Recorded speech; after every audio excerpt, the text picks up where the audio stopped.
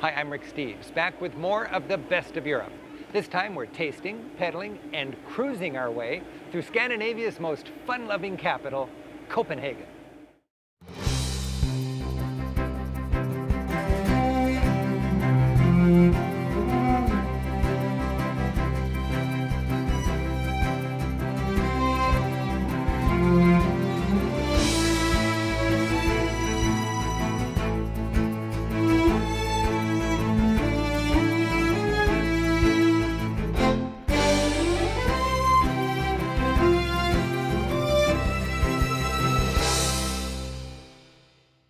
Visiting Copenhagen, I'm struck by how well this society works, with an orderliness without rigidity, with its sleek sense of design and a general calmness. It's balanced. It seems they've got a system that works and the good sense to enjoy it. We'll go local and experience some Danish delights. Yes. Yeah. Flirt with the mermaid. Imagine tooting a 3,000-year-old horn. Check out the dazzling crown of Denmark's larger-than-life king. Relax in the city's old sailors' quarter. Get face-to-face with art in the Glyptotek. Kick back in one of the original alternative communes and revel in Europe's queen of amusement parks. The classic introduction to any Copenhagen visit is a canal boat ride. Since the word Copenhagen means merchant's harbor, it's only natural that many of the city's most impressive buildings, both new and old, are visible from the water. Harbor tour boats come and go constantly, giving visitors a relaxing glide down canals and along the harbor front. Colorful merchants' houses and historic bridges recall an affluence stoked by trade. Slottsholmen Island, the city's 12th century birthplace, is lined with grand 17th century Renaissance-style buildings. And this part of the tour reminds us of Denmark's powerful seafaring past. While the town preserves its rich heritage, it's also building for the future. The harbor front, dotted with new landmarks, is a showcase for Danish architectural design. The Royal Library, nicknamed the Black Diamond, uses shiny black granite to make its impression. The striking playhouse, with its copper roof matching the city's famous spires, feels integrated into the community, open, inviting, and bringing the arts to the people. Just across the harbor, Copenhagen's Opera House is even bigger than it looks. Much of it is underground.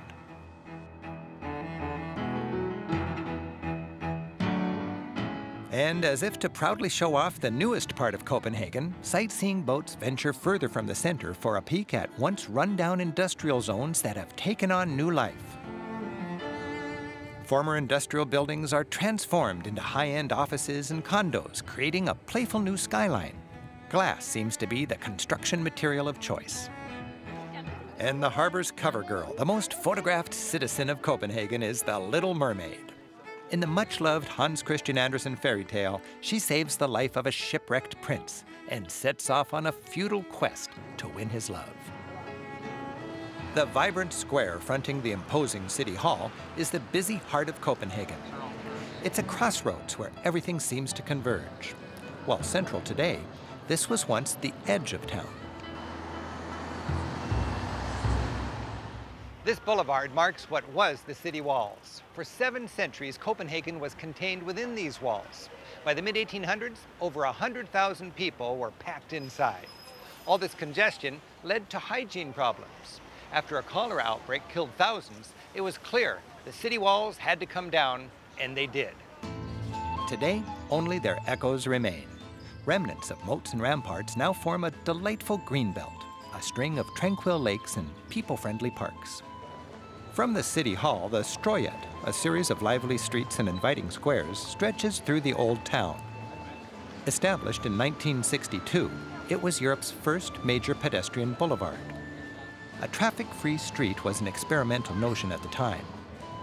Though merchants were initially skeptical, it's a hit now, and the Strøget has inspired city planners throughout the world.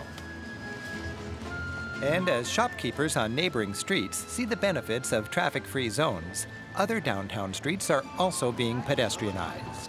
Now, streets like this add to Copenhagen's thriving cafe and restaurant scene. As you stroll, realize that the commercial success of a historic street like the Strøget drives up the land value. This results in the replacement of old storefronts with new ones and brings in the chains. Look above the street-level advertising to discover bits of the 19th century character that still survive. Above the crowds, attractive pieces of old Copenhagen hide out.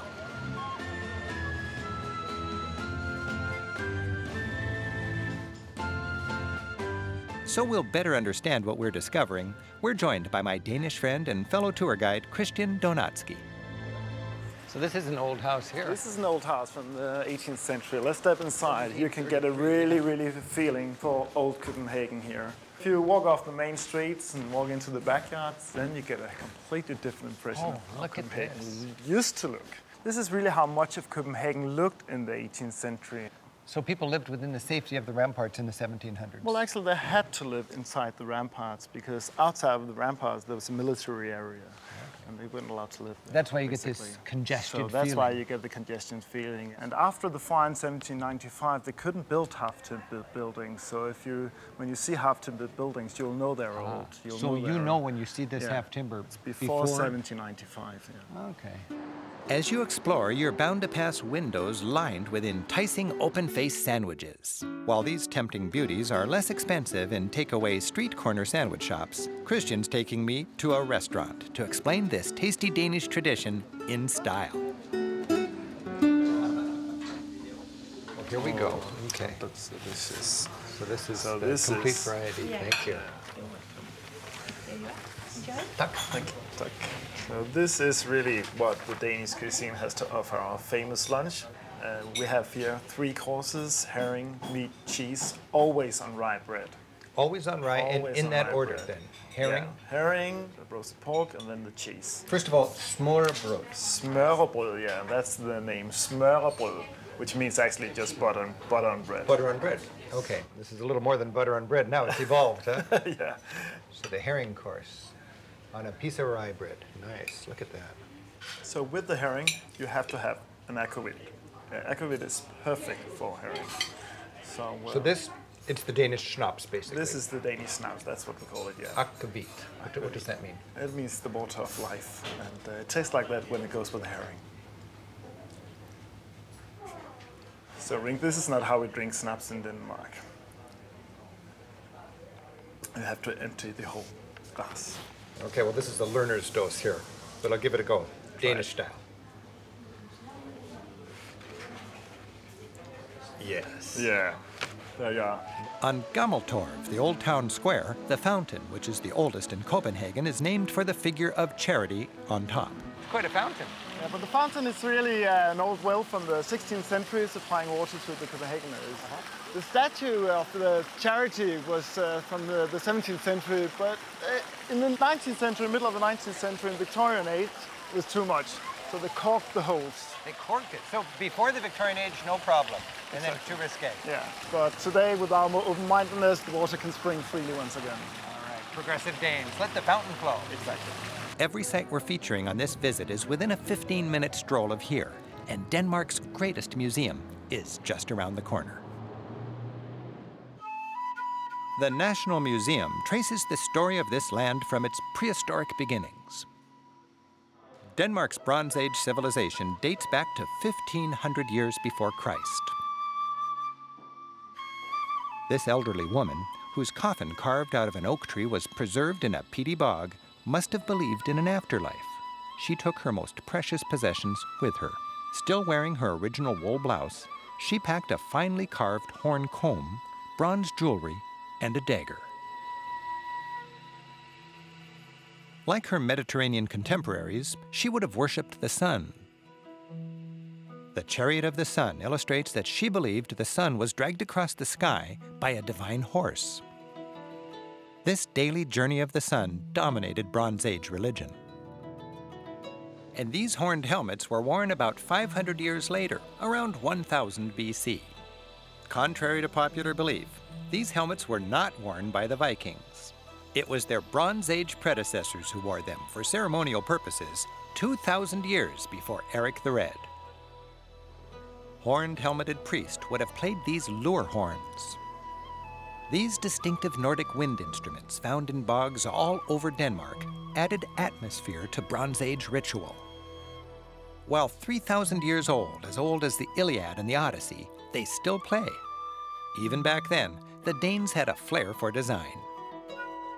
The ornamental disc is a sun symbol, perhaps as if these horns played the magical music of the sun.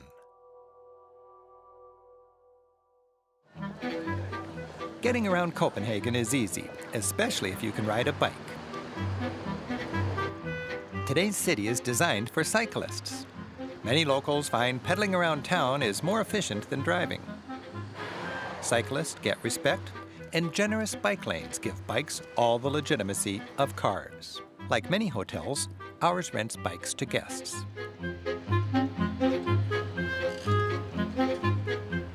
On my bike, I can get most anywhere in town in 10 to 15 minutes.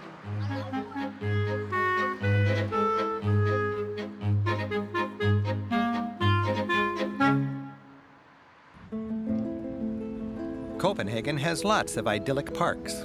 Its most royal is the King's Garden surrounding the Rosenborg Castle. We're here in July, and sun-loving Danes are getting the most out of the long days of their short summer. Once upon a time, this was the King's Garden. That king, Christian IV, is the most memorable character in Danish history. Ruling from 1588 until 1648, he was Denmark's Renaissance king. Rosenborg Castle was the king's summer residence. For anyone entering the audience room, all eyes were on Christian IV. Check this guy out. Often depicted as a Roman emperor, he was a big personality. Christian IV was dynamism in the flesh. Earring, fashionable braid, hard drinker, hard lover, big spender, energetic statesman, warrior king. During his reign of over 50 years, the size of Copenhagen doubled. His study was small, cozy, easy to heat. Like any good king, Christian did a lot of corresponding. Historians know a lot about his rule because 3,000 of his handwritten letters survive. He was 8 years old when his father died, still too young to rule without a regent. A portrait shows his mother, and this one shows the king in his prime. In another room, a case displays the blood-stained clothing Christian wore when wounded in battle. Riddled with shrapnel, he lost an eye. No problem for Denmark's warrior king. He fashioned these earrings made from the shrapnel yanked out of his eye and forehead and gave them to his mistress. The king died after half a century on the Danish throne, leaving a colorful legacy. Christian lived to be 70 years old. He had 2 wives, 3 mistresses, fathered roughly 25 children. After Christian, 3 more kings used this palace. Here in the Long Hall, tapestries celebrate glorious Danish military victories over Sweden, but not the losses. And the king's throne is surrounded by symbols of royal power. The treasury is safely stored in the basement. Christian IV's coronation crown dates from 1596. With 7 pounds of gold and precious stones, many consider this the finest Renaissance crown in Europe. Its 6 gables radiate symbolism.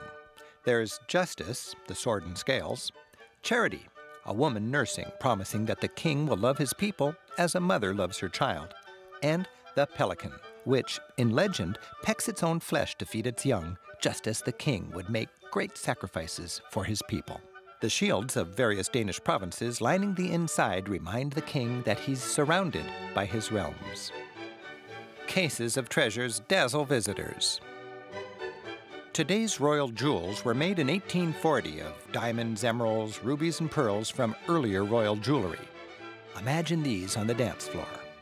The crown jewels are still worn by the queen on special occasions.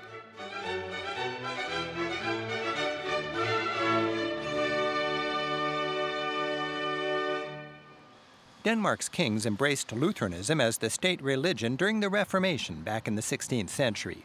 This memorial celebrates Denmark's break from the Roman Catholic Church. Across the street stands Copenhagen's very Lutheran cathedral. Rebuilt in the early 1800s, the facade mimics a Greek temple. At that time, Golden Age Copenhagen fancied itself as a Nordic Athens. John the Baptist stands where you'd expect to see some Greek god. He welcomes worshippers into a world of neoclassical serenity. Statues of the 12 apostles line the nave, carved by the great Danish sculptor Bertel Thorvaldsen. Inspired by the famous Italian sculptor Canova, his art complements the relative austerity and comforting simplicity of Lutheran worship. The apostles lead to Thorvaldsen's masterpiece, a statue of the risen Christ. Thorvaldsen was a master at showing both heavenly and human characteristics. Wearing his burial shroud, Jesus opens his arms and says, "Come to me."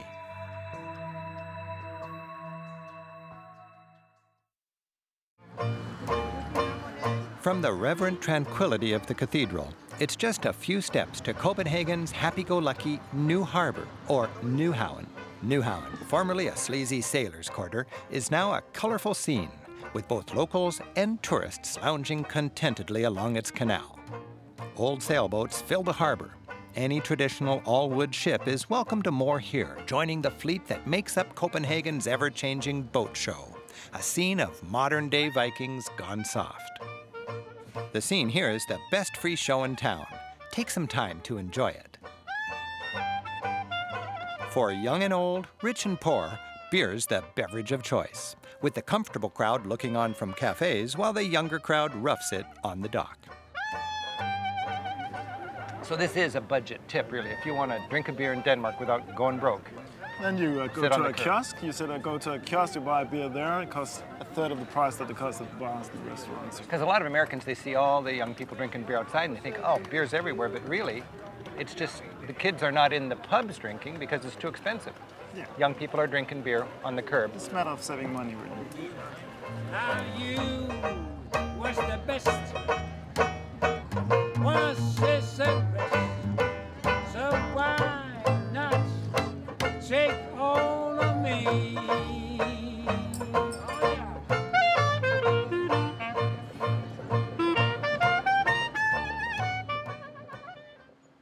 Copenhagen's new Carlsberg Glyptotek, named for Denmark's leading brewery, is one of Scandinavia's top art galleries. This is a great example of corporate money, in this case all that beer money, put to good use. In about 1900, the family behind the Carlsberg Brewery donated its extensive collection of art and a fine building to house it to Copenhagen. Now, over a century later, the creative vision of that wealthy brewer still brings lots of people lots of joy.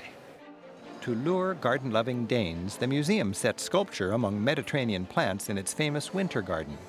The classical statues and lush trees transport visitors into a scene straight out of some exotic Roman myth.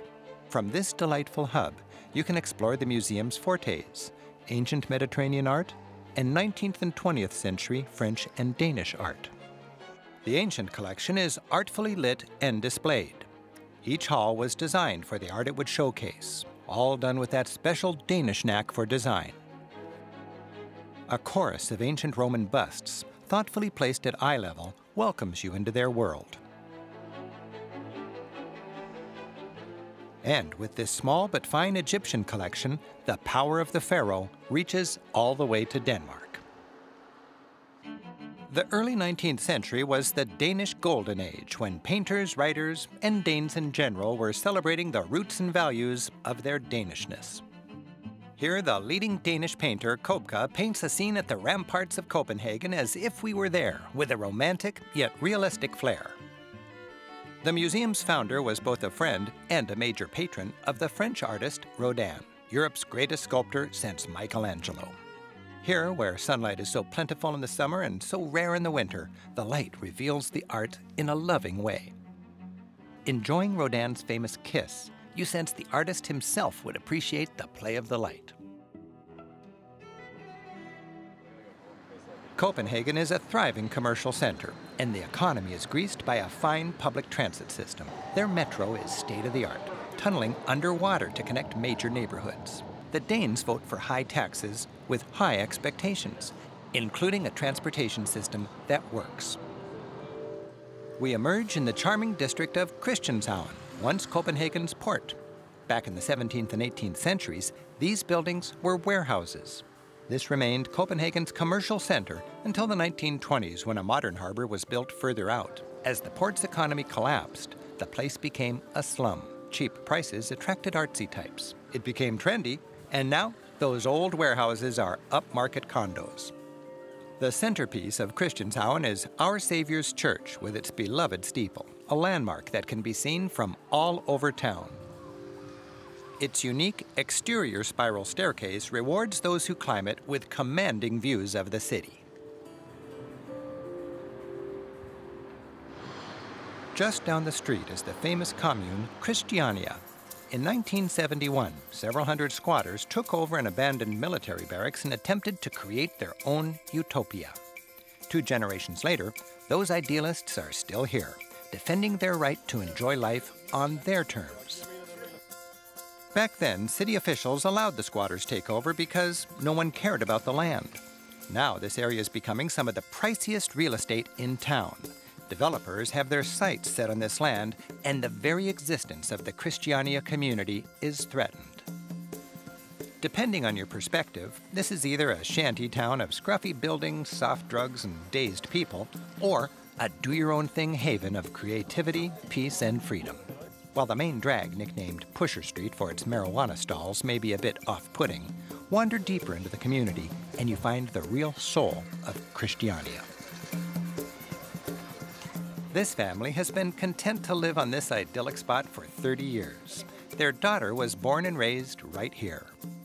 Many families share this building, and there's always someone to play with just outside the front door. How long have you lived in Christiania? I lived in Christiania 15 years. Now, you could live in a fancy condominium, but you choose to live here. Why do you live here? Because I have an enormous freedom. It's all about freedom. Yes, it is. So we look at here, we have 800 people living here, making some compromises, but still being free. Yes, exactly. It's a complicated challenge. It is, and we have our bad experience and good experience. So, but the good thing about it that we learn. After 4 decades, the Christiania community has evolved, but it's still anchored in its original concept of personal freedom. And there is something else I think is very important. We don't have commercial in here. No commercials? Have you seen? It's no signs or no one buy this, buy that. No, I wondered it's why illegal in here. Even in this informal community, there still are rules. While marijuana is tolerated, no hard drugs or weapons are allowed. It's so important for a playground, also for grown-ups.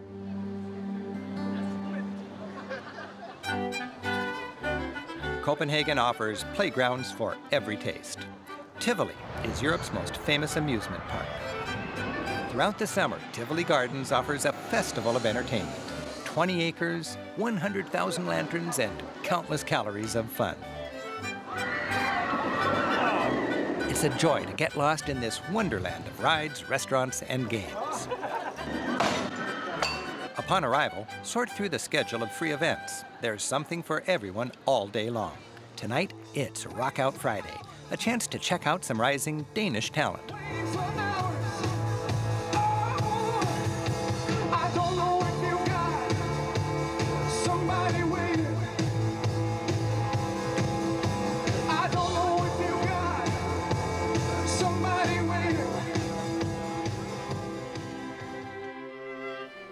This granddaddy of amusement parks recently celebrated its 150th birthday. I find it worth the admission just to see Danes, young and old, at play. Tivoli, so comfortable with its identity, is happily Danish and wonderfully Copenhagen. Thanks for joining us. I hope you've enjoyed our look at Copenhagen, a city with a knack for enjoying life that's distinctly Danish and where harmony is integral to the culture. I'm Rick Steves. Until next time, keep on traveling. You want a cold Danish beer? Whoa. So you'd like drink snaps like a woman. And those Danes, man, they just love their royal family.